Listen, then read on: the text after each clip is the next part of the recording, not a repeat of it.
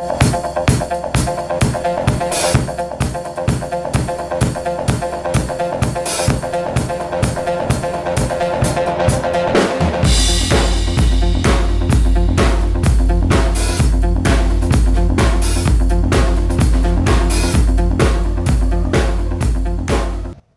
and welcome everyone. You are watching our weekly edition, The Wake Up. This program has two key components, grand stories and agenda. The presenter of the program, I am Johannes Lijalem. But first, grand stories of the week.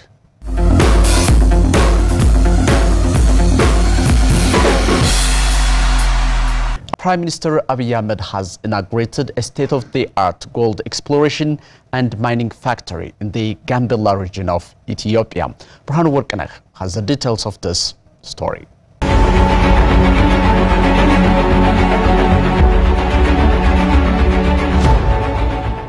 The factory is established by Ethno Mining, a subsidiary of Ameco Minerals, which is a Scandinavian-based gold exploration and mining company operating in partnership with the Ethiopian government through Ethiopian Investment Holdings. በዚህ ዓመት በኢትዮጵያ ታሪክ ለመጀመሪያ ጊዜ እስከ $2 ቢሊዮን ከወርቅ ብቻ ልናገኝ እንደምንችል አቅደን እየሰራን እንገኛለን.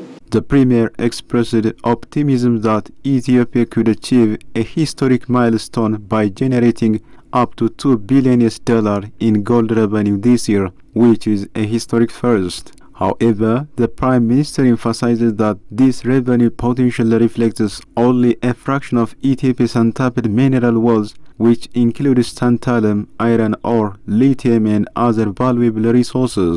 በባህላዊ መንገድ ወርቅ የምታመርቱ የዲማ አካባቢ ሰዎች የገበያ ማዕከላችሁ መሆን ያለበት ይሄ ፋብሪካ ነው. He called for leveraging Ethiopia's rich mineral deposits for national development, noting that illegal mining and limited investment have long hindered the sector's growth along with others.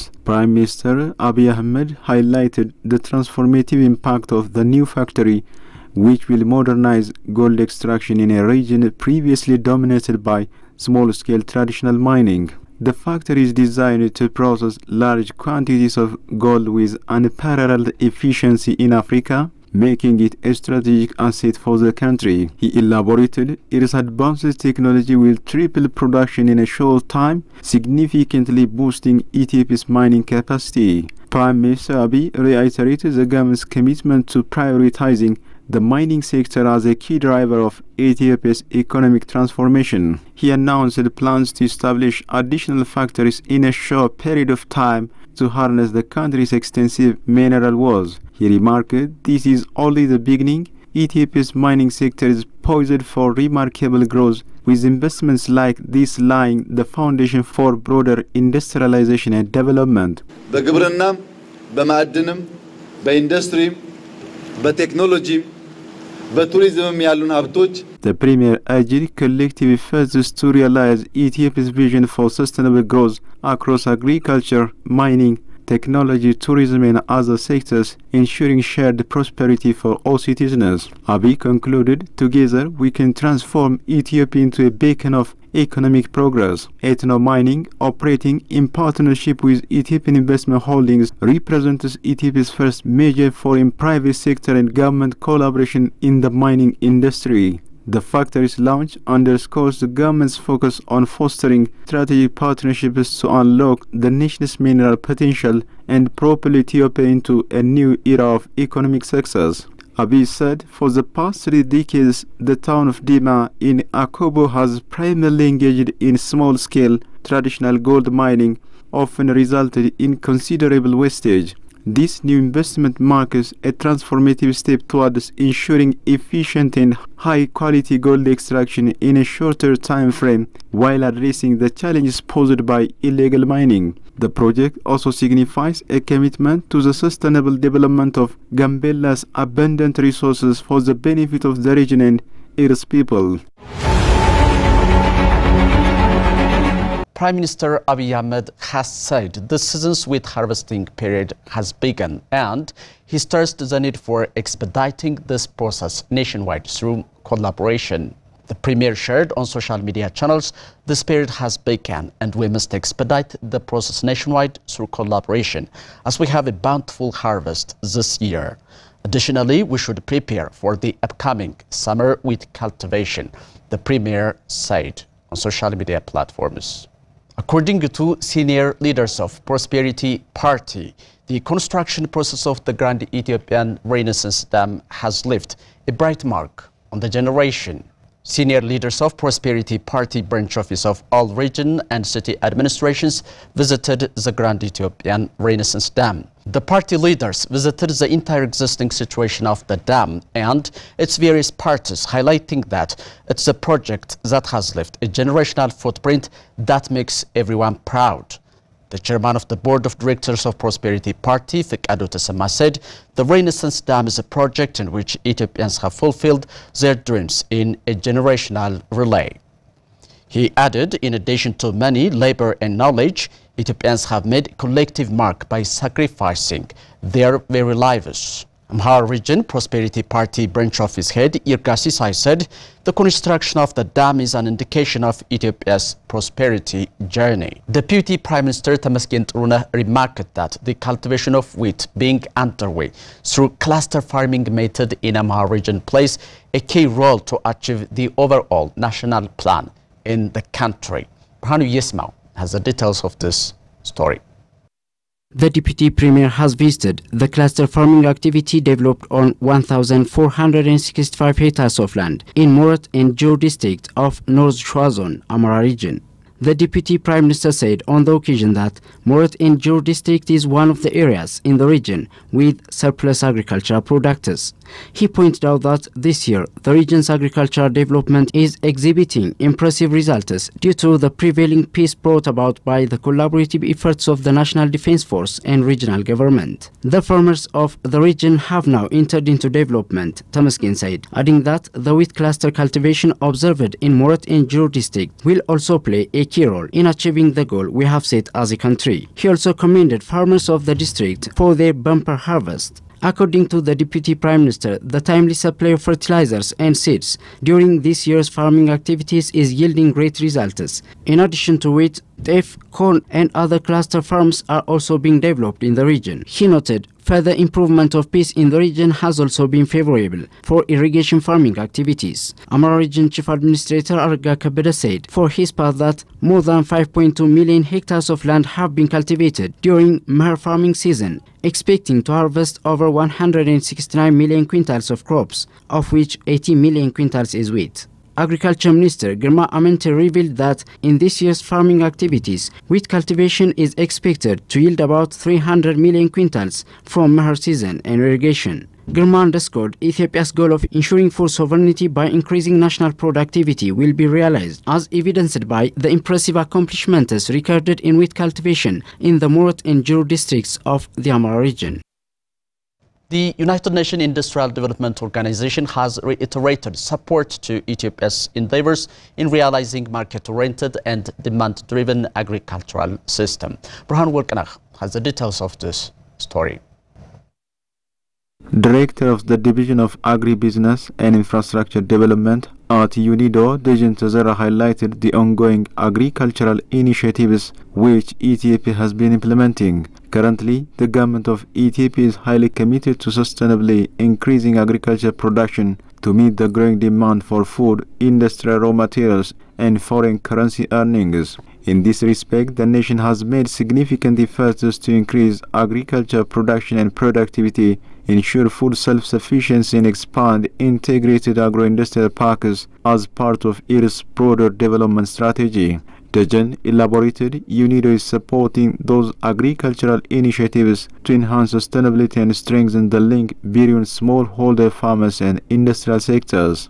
By doing that, we are trying to transform the agricultural system from supply-driven into more demand-driven system, so that the farmers get extension services, agricultural inputs. In turn, they provide quality raw material to the industries. By doing that, the smallholder farmers and the industries will both benefit. So it creates a new win-win situation and transform the agriculture. At the same time, accelerate investment in agribusiness or agro-industries. According to Dejan, through this collaboration, around 117,000 farmers now supply raw materials to some few industries, generating $50 million in exports last year. Dejan highlighted the government's significant investment in the initiative, noting that $620 million has been dedicated to developing agro-park infrastructure. UNIDO worked with the government.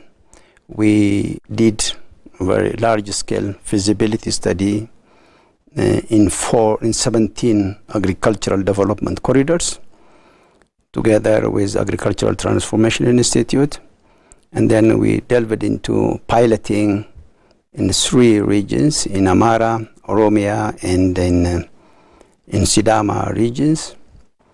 And once these studies have been completed, we work with the government. The government invested about $620 million in the necessary infrastructure. We provided support in the engineering design, later on also in capacity building of this park management institutes, what we call Regional Industrial Parks Development Corporation. So that was, we were continuously supporting the government. In addition, UNIDO is working to enhance food security by reducing food waste and improving agricultural productivity, adding that 30% of food is wasted globally, enough to feed 100 million people. According to Dejan, expanding irrigation and focusing on agro-processing are key elements to boosting production. A report showed that Africa currently imports $80 billion worth of processed food, and Ethiopia is well positioned to fill this gap by increasing its agro-processing capacity. Now it is time to move to the second part of our edition, that is Agenda. In this edition, we'll take a look at Ethiopia's effort to ensure food self-sufficiency, or we can say food sovereignty.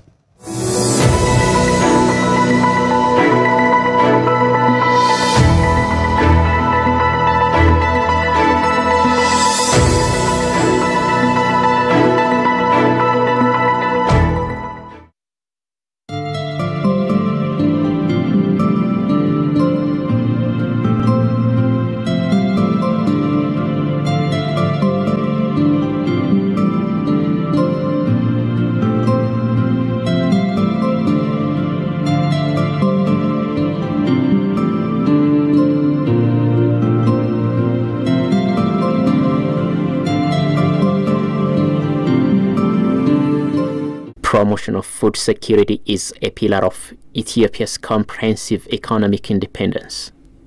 The implementation of food security program is decisive not only for the promotion of food self-reliance for Ethiopia, but also for the entire economic growth of the country. Given its large population, agricultural-based economy, and vulnerability to recurring droughts and other environmental challenges, food self-sufficiency and food security are crucial issues for Ethiopia. Ensuring food sovereignty is a matter of ensuring self-determination, which is linked to freedom. Remarkable works that have been carried out over the past 5 years to ensure agricultural productivity, imperative for the East African nations' ambition in ensuring food security.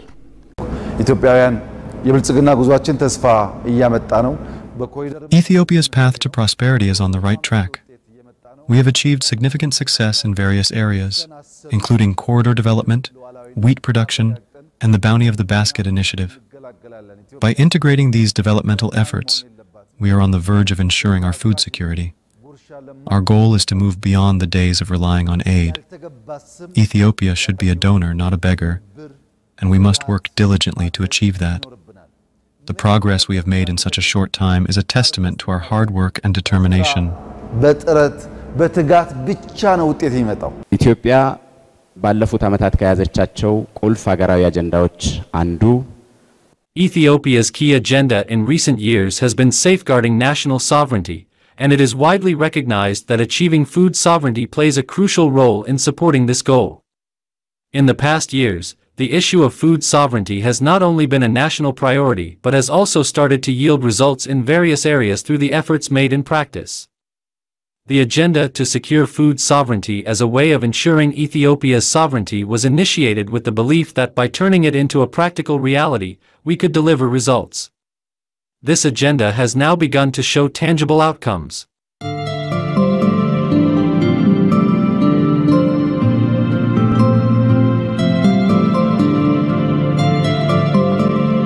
The Ethiopian government has implemented various initiatives and strategies to improve food self-sufficiency and enhance food security. These include agricultural development programs, investments in irrigation infrastructure, promotion of improved farming practices, and support for smallholder farmers through subsidies. Ministry of Agriculture, due to various unique circumstances, has had to prioritize certain policies and strategies, focusing primarily on major agricultural commodities. Since it is difficult to address all sectors at the same time, we have concentrated on 10 major commodities in 10-year time frame to ensure the food security of citizens. For instance, the wheat initiative was one of the first. As a result of our focus on wheat, we have achieved the ability to produce wheat in summer, winter, in highland, lowland and through irrigation. This has led to a shift in the public's perception, instilling a sense of confidence in what we can achieve. Secondly, for the first time in over 60 years, we have been able to produce sufficient wheat domestically and even export surplus wheat to international markets. Additionally, we have come to realize that we have not fully utilized some of our virtues, particularly in the livestock sector. With renewed focus, we are working to improve productivity in this area. Furthermore, 2 years ago, our Honorable Prime Minister launched the Bounty of the Basket initiative, and as of now, in terms of eggs, chicken meat, milk, fish, and honey production, we are significantly advancing compared to where we were before. This progress is not only enhancing production, but also creating a positive impact on the market. This success is the result of the efforts of the Ministry of Agriculture. While ensuring food security remains the main focus of the Ministry of Agriculture, it is not a task they can accomplish alone. Therefore, I call upon all of us to work together to achieve this goal. I also express my gratitude to those who have contributed to making this effort a success. ላረጉት አካላት ምስጋናዬን አቀርባለሁ። በጣም እጅግ አድርጌ አመሰግናለሁ።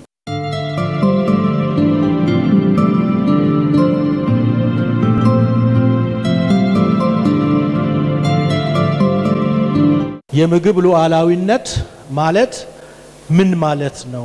What does food sovereignty mean? How is food sovereignty measured? When we look at it, food sovereignty can be achieved at the individual level, at the community level, at the regional level, and at the national level. When we talk about sovereignty, we are talking about freedom, and food is one of the pillars of that freedom. What does the current situation look like?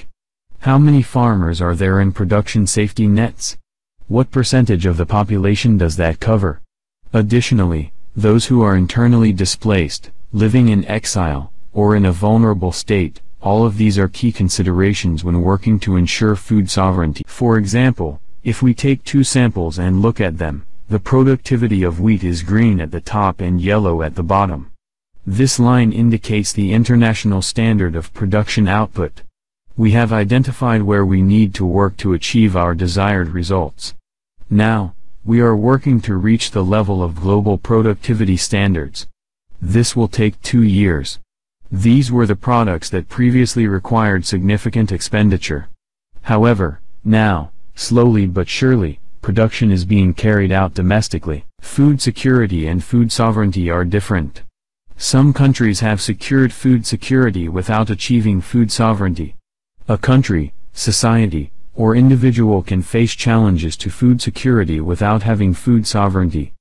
Without speaking much, as we continue our work and demonstrate results, your participation is essential, and I emphasize that point. Mobilizing for public and private investments is highly needed to ensure growing food security demand, particularly in developing countries. Ethiopia is also working persistently, understanding the significance of investments in agribusinesses to ensure food security in developing countries. Today, Ethiopia is on a path towards food self-sufficiency and has made a significant stride in achieving food security, our determination to stop cascading the misery of the past was not guided by a sheer instinct, rather by the deep foresight to explore innovating approaches and empowering our farmers.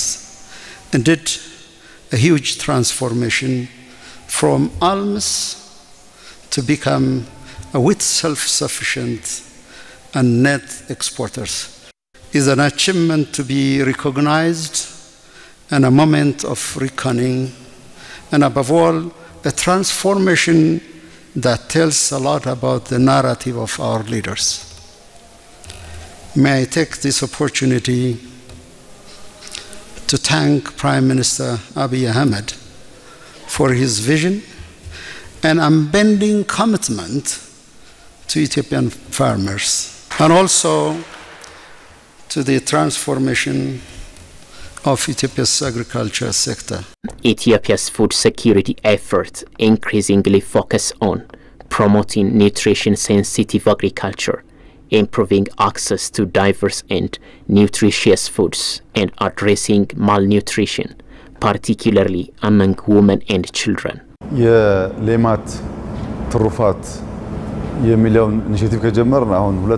Since we launched the Bounty of the Basket initiative 2 years ago, our primary goal has been to produce protein-rich foods that complement the large-scale wheat production in Ethiopia. Today, we are successfully producing dairy, poultry, eggs, honey, and other essential foods, contributing significantly to our nation's food security. However, poultry production has proven to be more challenging than we initially anticipated. Despite these difficulties, with the help of advanced technology, we have managed to increase our poultry production from 25 million to nearly 100 million within just 2 years. This remarkable achievement marks a great renaissance for Ethiopia. As we continue to implement further advancements, we expect our production to grow even more, enabling us to reach markets beyond Ethiopia. ለኢትዮጵያ ብቻ ሳይሆን ለኢስት አፍሪካ ማርኬት በጣም ትልቅ እድል እናገኝበታለን።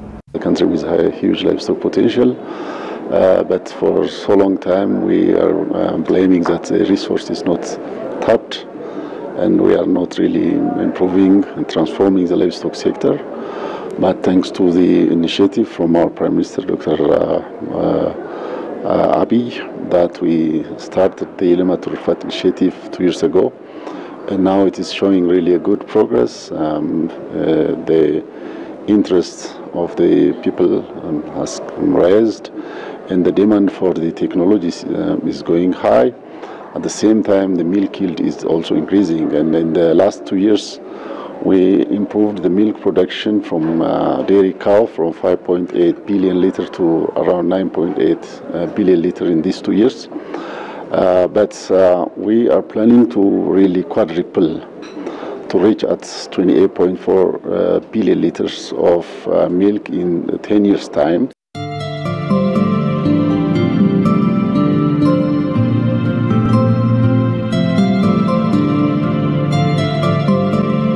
If you look at the number of key national strategic programs or initiatives, for example, within the livestock sector, there is the Yelemat Turufat program, which focuses on some very critical value chains: honey, milk, fisheries and aquaculture, egg production. These are critical in terms of food security as well as nutrition security, which are subjects that are key to FAO's work. These are critical because without those, you find that people do not get the balanced nutrition that they require. These are also key strategic priorities. And then you look at the wheat program, which is focusing on cereal production, not just for domestic consumption, but also for export. Very important for the nation. So both from a cereal point of view, but also looking at the micronutrients and protein-rich foods through the Yelema Turufat, together with the wheat program. I think these are excellent examples of what is possible if there is political will, if there is commitment. Efforts to diversify crops beyond traditional staples can contribute to dietary diversity, income generation, and nutrition security. Ethiopia is on the path towards food self-sufficiency and has made a significant stride in achieving food security. Following the impressive and persistent activities to boost agricultural productivity, Ethiopia has turned around from food importer to exporter in the past 6 years. 6 of the fastest growing economies are African countries. Prime Minister Abiy, Ethiopia is one of these successful countries. Africa could be the first continent to power itself through renewable energies. The potential is there. Africa needs fair and sustainable supply chains and local added values in all sectors. In Ethiopia, Prime Minister Abiy has now achieved the turnaround from food importer to exporter. Ethiopia,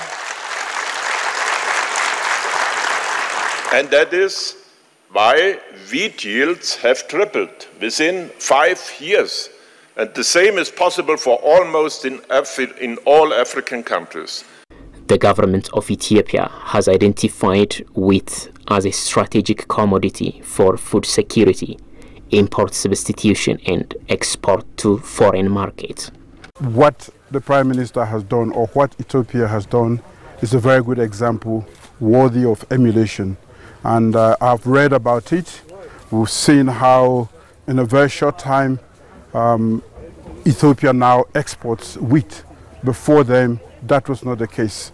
So that is a phenomenal job that has been done, not only by the government.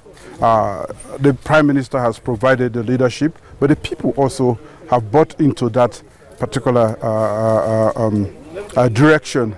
So we are very proud of what Ethiopia is doing, and that is why I just did not want to read about it. I wanted to come and see it in the field, and that is why I'm here.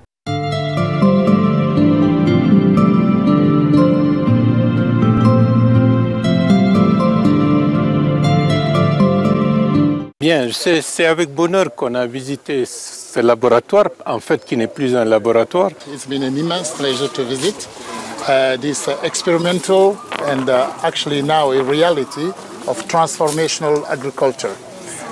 We see this as a major opportunity because we have the land, we have the youth, we have the water resources, all the natural resources required to mimic and replicate this type of result. The initiative of His Excellency the Prime Minister Abiy Ahmed for the reforestation is a unique opportunity for us. As you may know, we have the massif of Futa Jalon, which is a source of river water for at least 15 other countries. So all these reforestation initiatives are something that really hit home because we also plan to plant millions of trees. And through this, not only we re-establish and perhaps have a positive impact on climate, but also, again, use it as a great opportunity for job creation, for retaining our youth in the country, for feeding our population, but also maintaining good health quality. Ethiopia has shown significant progress in the agricultural sector. The government is making commendable strides in making agriculture both productive and inclusive. Wheat production initiative, which is one of the significant initiatives that we started. It's known that for the last many decades we were importing wheat from abroad, despite the potential that we have to produce wheat and to assure food security in the country. We have the potential, water potential, the labor potential, the environment is immense to grow different types of agricultural products to assure food security in Ethiopia, but we were importing significant volume of wheat from abroad. But because of this initiative, now we clearly start feeding our people and also trying to export the surplus wheat to the neighboring countries. So this was one of the good showcase that we tried to present in the conference. We applaud the noble efforts made by Ethiopia in not only food security but advancing the development of agri-food systems. You're a major agricultural exporter, as we heard this morning, that you have transformed your economy from being a food importer to being a food exporter. If there are surplus to requirements, then exporting wheat is a fantastic idea. Climate change is absolutely in lockstep with agriculture. Water and energy and soil are all very closely allied with the climate initiatives that we are all aiming to produce and to solve this climate change problem, and to have climate adaptation and climate mitigation methodologies. These are really important. But this push towards climate, the Green Legacy, is a really fine example of what countries have to do to make sure that they are very climate smart in the way that they approach agriculture.